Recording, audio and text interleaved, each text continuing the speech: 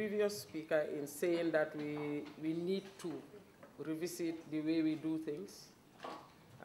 We have the resources, both human and the natural resources, yet Africa is the poorest. And there are a lot of conflicts in Africa. Why is it happening? You look at most of the wars that are happening in Africa, we don't see them as wars that belong to us. I look at them as proxy wars. I think we should look inwards now and make sure that we utilize the resources that we have.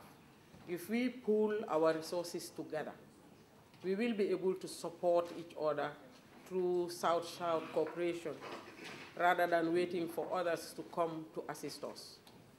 I believe that it's doable if we put our heads together, and as you said in your presentation, think outside the box.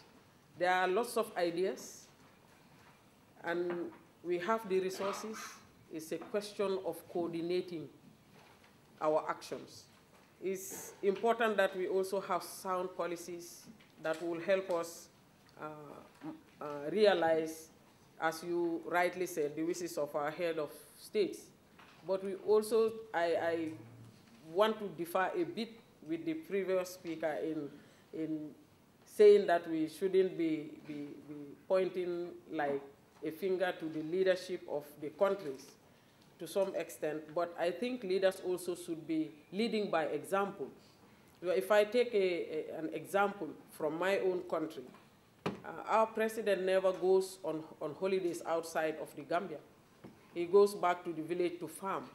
And he made this call for people to go back to the land to grow what we eat and eat what we grow.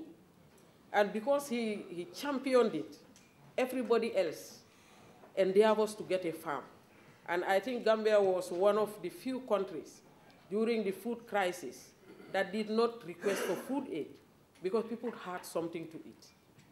I think we should go back to the land, go back to basics, and grow what we eat and eat what we grow.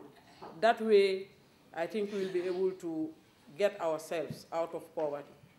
As our president always says, there are different types of poverty.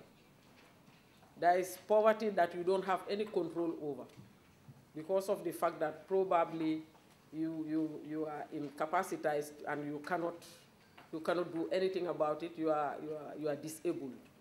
There's poverty that is self-inflicted, like the previous speaker rightly said.